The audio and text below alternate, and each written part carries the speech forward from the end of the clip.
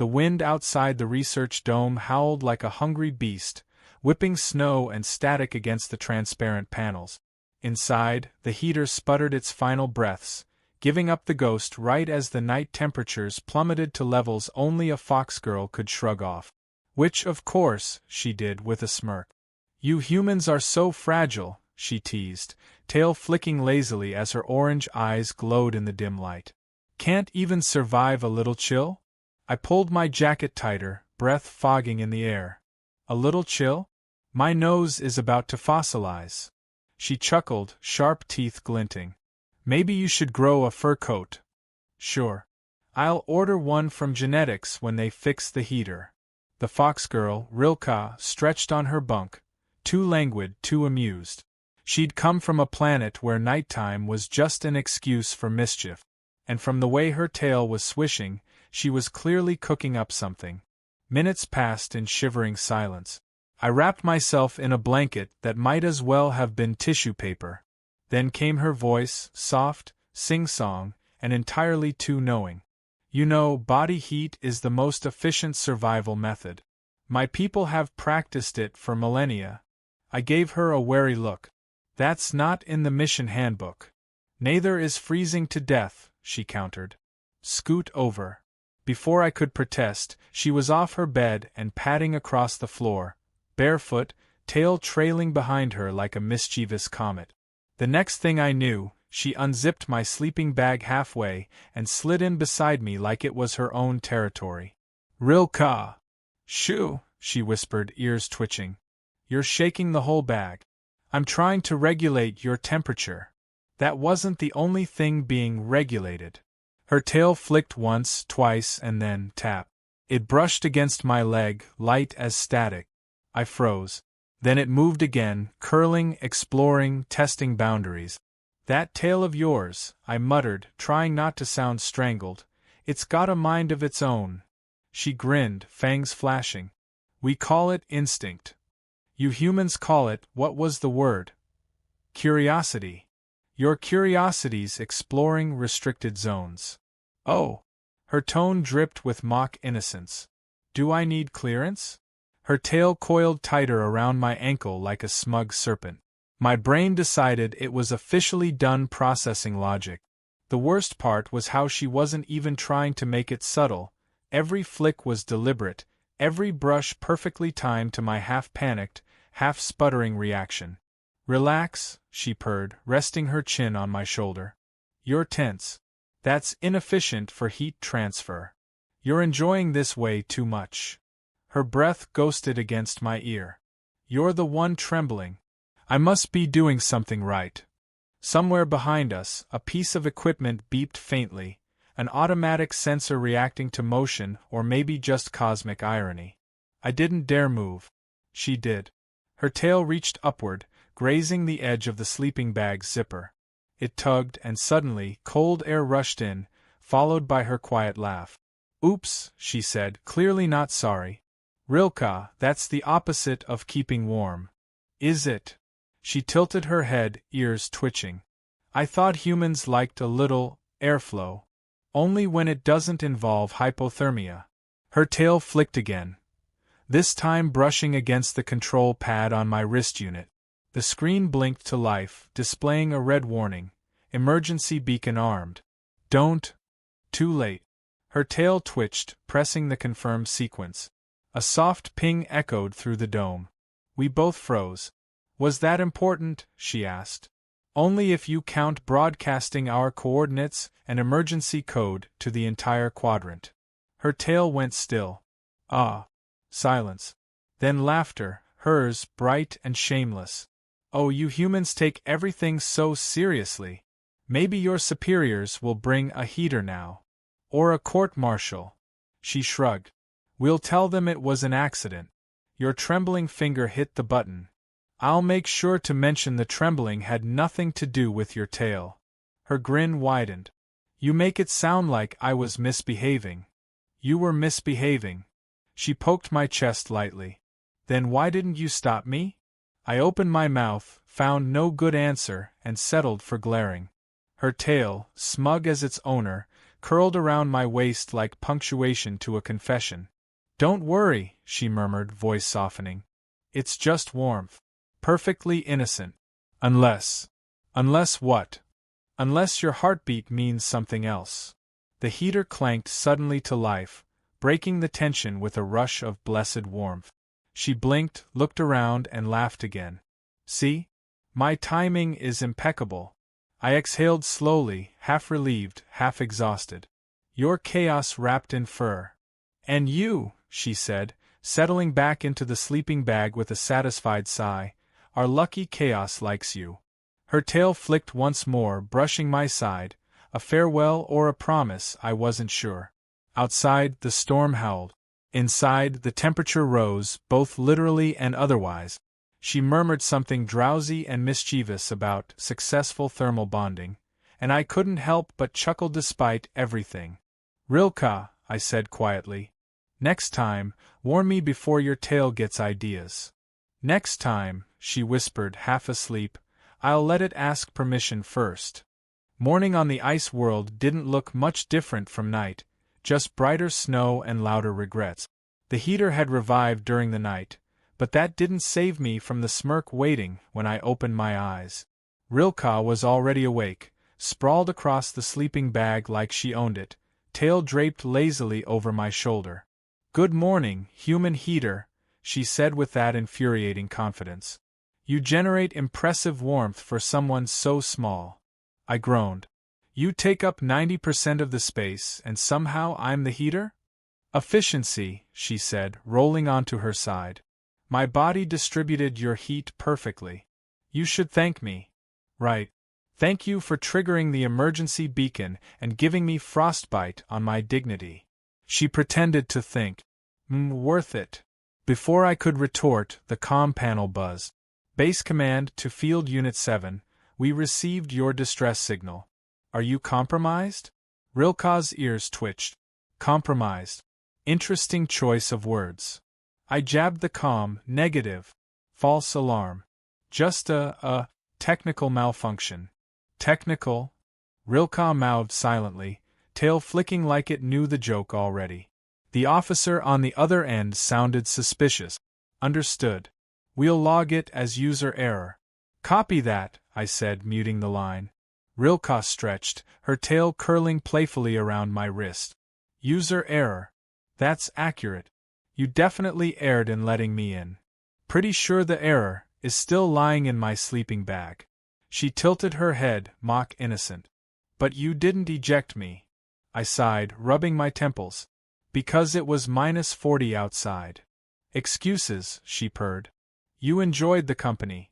Company isn't supposed to have a prehensile tail that acts like a nosy third wheel." Her grin turned sly.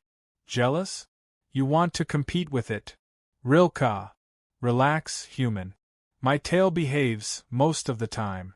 She paused, eyes gleaming. "Though it might have a fondness for you." "Great. First time in galactic history a tail flirts better than its owner." She gasped dramatically. "Are you saying I'm losing to my own anatomy?" "I'm saying your tail needs supervision." Her response was to flick it under my chin, featherlight, teasing. "Then watch it closely." Before I could, it darted toward the supply crate beside the bed, knocking over a pile of thermal pack. One burst open, coating the floor in luminescent gel that began to hiss faintly. "Rilka!" She froze, eyes wide. "Oh, that's not ideal." The gel started to bubble. The heater sputtered again. "Congratulations," I muttered. "You just turned the heater into a fireworks dispenser." "Maybe it's just self-cleaning?" she offered weakly. A loud pop answered her. A stream of glowing vapor shot upward, filling the dome with sparkly blue mist. She coughed, waving her hands. "Okay, maybe slightly unstable compound." "Slightly?" The comm buzzed again. "Field Unit 7, we're detecting strange atmospheric readings." I cut it off, glaring at her through the glowing fog. "You're banned from tail movements for 24 hours." Her ears drooped in mock sadness. "That's cruel. It gets bored easily." "It's not a pet, it's a hazard." "Hazard with personality." I groaned. Why do I always get the ones with personality? She chuckled, tail flicking despite the warning. You humans say you prefer intelligence in partners. You didn't specify how many brains. Rilka, it's not supposed to have one. She tapped her chin thoughtfully. Maybe that's why it's so curious about you. You confuse it. Glad to know I'm confusing an appendage now. She snorted with laughter, ears twitching wildly. You should see your face, human. It's priceless. Yeah? I'll send it to command labeled before the explosion. Her laughter only deepened, genuine and wild. You're the most entertaining research partner I've had. The others just take notes. Notes don't try to freeze me or blow up the camp. That's why they're boring. Despite myself, I smiled. Her chaos was infuriating, but it was also contagious. There was something about the way she lived without apology, tail and all, that made the sterile, rule-bound mission almost bearable. The mist began to clear, revealing her still half-curled beside me. Her fur shimmered faintly under the emergency lights, casting amber reflections across the dome. Admit it, she said softly. You'd miss me if I left. I'd finally get some peace and no spontaneous combustion. She tilted her head, ears drooping just enough to seem genuine. Peace sounds lonely. The joke caught in my throat. For a moment there was quiet, no teasing, no antics, just her gaze steady and unguarded. Then she broke it with a smirk. Also, no one else would test your stress limits so thoroughly. Ah, there it is. Balance, she said with a playful shrug. You stay serious, I keep you alive through laughter. Perfect team. Pretty sure your version of teamwork violates at least 7 interspecies protocols. She leaned in close enough that I could see the faint shimmer of frost on her eyelashes. Then you'll just have to rewrite the handbook, human. Under what section? How to survive a mischievous foxgirl. How to keep up, she corrected with a grin. Her tail flicked again, gentle this time, brushing against my hand instead of everything else. It didn't wander, didn't tease, just rested there, like punctuation to something unsaid. You're impossible, I said finally. Admit it, she whispered. You like impossible. I didn't answer. Didn't need to.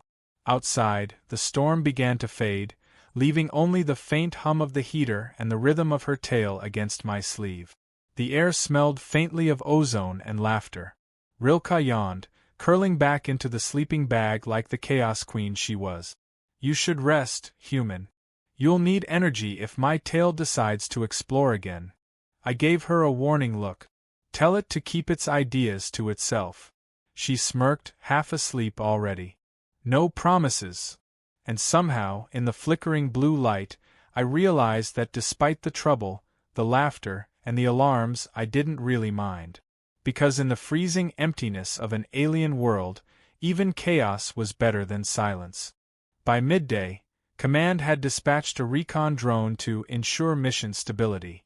In other words, they didn't believe the beacon incident was accidental. I spent the morning scrubbing every trace of glowing gel off the heater, praying the drone wouldn't detect traces of foxgirl curiosity on the instruments. Rilka, of course, watched with the self-satisfied calm of someone who'd caused the fire but claimed it was an experiment. Your cleaning technique lacks finesse, she said, lounging upside down on a crate. Humans rely too much on chemicals. Tail oils work better. I froze mid-white. Tail oils. Natural polish. Want a demonstration? No, I didn't even look up. She grinned, rolling onto her stomach. You said that too fast. Suspicious. You've caused enough incidents for one rotation. Her ears perked.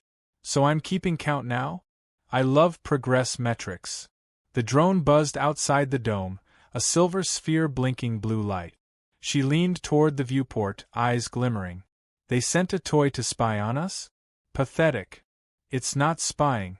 It's monitoring. Same thing, less honest name. I tapped my comm, Unit 7 confirming beacon malfunction resolved. No further anomalies. The drone scanned through the window, probably reading temperature and heart rate. Unfortunately, Rilka decided to wave. Not with her hand, with her tail, which smacked the light panel. The entire dome dimmed, then flickered into crimson emergency glow. I pinched the bridge of my nose. Rilka! I was greeting it, she said defensively. Politeness is universal. The drone beeped a warning tone and zipped closer. On the monitor, it displayed, unauthorized biological motion detected. Congratulations, I muttered, you've just been flagged as a hazard. She looked genuinely proud. Took them long enough. The drone's scanner emitted a low hum, sweeping across the dome interior. Rilka's fur stood slightly on end, static crackling along her tail. Oh, tingly, she said, giggling.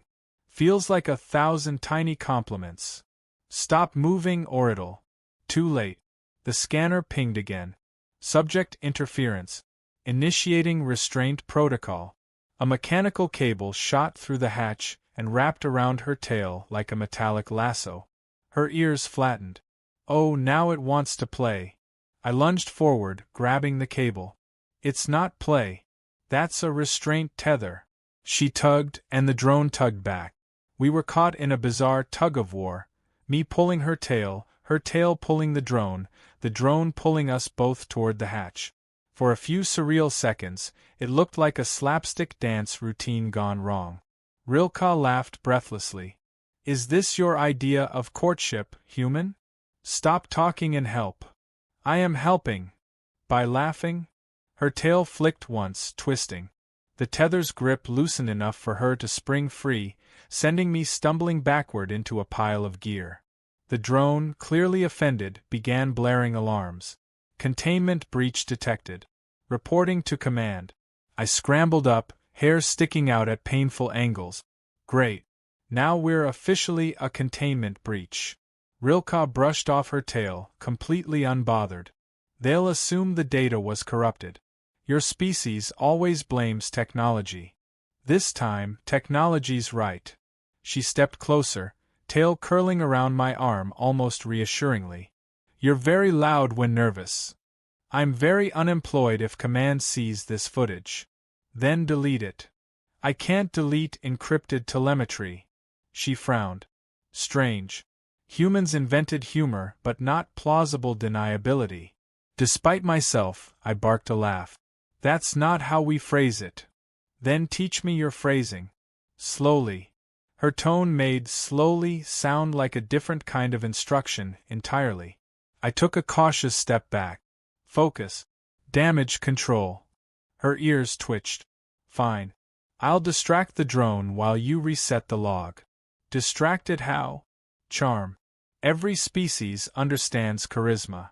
Before I could stop her, she sauntered to the viewport, tail swaying like a pendulum of trouble. The drone hovered uncertainly, its lens following the motion. She traced a finger across the glass, drawing a heart in condensation. The drone beeped once, as if confused, then emitted a cheerful tone and floated away. I stared. You flirted with a surveillance drone. She shrugged. Worked, didn't it? Do I even want to know what that means in your culture? Means it won't report us, she said smugly. It's probably composing poetry right now. I'm surrounded by madness. Correction, she said sweetly, by charm. For a few blessed minutes, silence returned. Then the calm crackled again, command's voice, flat and suspicious. Field Unit 7, our drone sent anomalous readings of interspecies contact. Please clarify. Rilka leaned toward the mic, eyes sparkling. Clarify? Oh, we were conducting a thermal bond stress test. I almost choked. Rilka! She winked. Scientific terminology. Relax. Command hesitated. Thermal bond test? That wasn't on the schedule. Ad hoc experiment, I said quickly. Subject exhibited active physiology under low temperature stress. Required close observation. Her tail flicked my leg under the console. Accurate phrasing, she murmured, amused. Understood, command finally said. Submit documentation by end of cycle. The line cut. I slumped back in the chair. Documentation. Great. They expect a report about your active physiology. She grinned. Then make it flattering. I'm going to lose my research license. You'll gain experience. I don't need that kind of experience. You sure? Her voice dipped teasingly. You seem unusually alive when arguing with me. Because survival instinct kicks in. Same effect, different reason. The heater hummed steadily now, bathing the dome in steady warmth. She stepped closer again, expression softening just enough to be dangerous. For a fragile species, you're fun to provoke. For a walking hazard, you're impossible to ignore. Her ears flicked. Compliment accepted. I caught myself smiling again, despite logic. Somewhere between the frozen storms and exploding heaters, her chaos had become the only thing keeping the mission human. And maybe, just maybe, that was the point. Her tail brushed my hand, deliberate this time. See? Progress. You didn't flinch. Learning through trauma. Learning through exposure, she corrected softly. The words hung there, full of layered meaning neither of us pretended not to notice. Outside, the ice winds calmed, and the dome finally felt less like a cage and more like company. She turned away first, ears twitching. I'll help write your report. My version will be more engaging. Please don't. Too late, human. My tail already has ideas. By the next rotation, Command's shuttle appeared as a silver dot slicing across the pale sky. The moment it landed near the dome, I knew I was doomed. The last transmission they'd received from us contained static, laughter, and something that definitely sounded like a tail slap. Rilka stood beside me in her spotless field uniform, ears perked, tail looking far too innocent for the crimes it had committed. They'll ask questions, I muttered. Then give answers, she said calmly. Creative ones. I'm aiming for survival, not creative writing. Where's your spirit of adventure? Her tail brushed my arm, a reminder of exactly how most adventures here started. The hatch hissed open and Commander Talon stepped out, tall, humorless, all starch and regulations. His gaze swept the dome, the equipment, then us. Report. I saluted stiffly. Minor equipment malfunction. Situation contained. He eyed Rilka. The beacon signal indicated multiple anomalies. Motion spikes, unauthorized power surges, and audio classified as unprofessional. Rilka smiled sweetly. We conduct hands-on research. Talon blinked. On what, precisely? She gestured toward me. Human adaptability. He frowned, glancing at the heater that still smelled faintly of burnt gel. And the odor? Part of the experiment, she said smoothly. Thermal bonding efficiency test. Human insulation versus vulpine resilience. He turned back to me. Do you confirm this? I hesitated a fraction too long. Rilka's tail brushed my leg, subtle warning or threat. Confirmed, I said quickly. We were testing proximity endurance. Talon stared at us for a long, silent moment. Then he sighed. I don't care what bonding rituals you conduct as long as the data is valid. Send me your report by dusk. He turned and marched back to the shuttle. The moment he was gone, I exhaled hard. Proximity endurance? Really? It worked, she said smugly. Your face sold it. My face almost exploded. Authenticity. The secret of good performance. I sank into the nearest chair. You realize he'll actually want that report. Then we'll write one, she said cheerfully. We'll call it Thermal Synergy Between Species, the Human Factor. Sounds like a romance novel. Exactly. Gets better readership. She plopped down beside me, tail curling around my boot like it owned the place. You worry too much. Humans live short lives. You should enjoy them. I was enjoying mine before the galaxy thought I'd eloped with a fox girl. Her grin was pure mischief. You say that like it's a bad thing. It's not good for my career. It's good for your blood circulation. I stared at her. You have an answer for everything. Instinct. She leaned closer. Want to test how adaptable you really are? Define test. Surprise assessment. I'm already failing. Her laugh filled the dome, light and shameless. For someone from a warrior species, she laughed like the universe was a harmless joke. The sound loosened something in me that months of isolation had frozen stiff. She caught me smiling and tilted her head. See? Progress again. You're measuring progress by grin count? It's more honest than your metrics. The heater gave a small pop, as if agreeing. She looked at it, then back at me. You know, if Command reads the temperature logs, they'll see the spike from last night. I'll claim solar interference. They'll still see 2 life signs in 1 sleeping bag. I'll claim thermal efficiency. Her tail swayed lazily. Such a creative human. Maybe my chaos is rubbing off. More like infecting. That's how adaptation begins. A silence settled, warm and strange. Through the viewport, the horizon burned gold with reflected sunlight. The storm had cleared. The planet almost looked peaceful. She watched it quietly, then said, softer, "On my world, warmth is trust. We share it only with those we don't plan to fight." I looked at her, genuinely this time. Then why share it with me? Because you argued instead of running. Because you didn't treat me like a curiosity. Her ears flicked, embarrassed by her own honesty. And because your sleeping bag is surprisingly comfortable. I laughed, the tension cracking apart. You almost had me there. Almost. Her tail tapped my knee, playful again. Give it time. The comm beeped, a message from Command requesting our final report. I groaned. We actually have to submit something. Good. Stories deserve endings.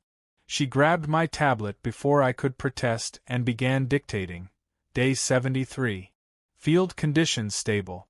Joint thermal experiment achieved 98% success rate. Notable side effects. Human laughter, drone affection, improved morale. I snorted. Drone affection? Never underestimate cross-species diplomacy. Command will think we've lost it. They already do. Might as well make it entertaining. She passed me the tablet. Sign it. I stared at the report, then at her expectant grin. You're impossible. And you're complicit, she said brightly.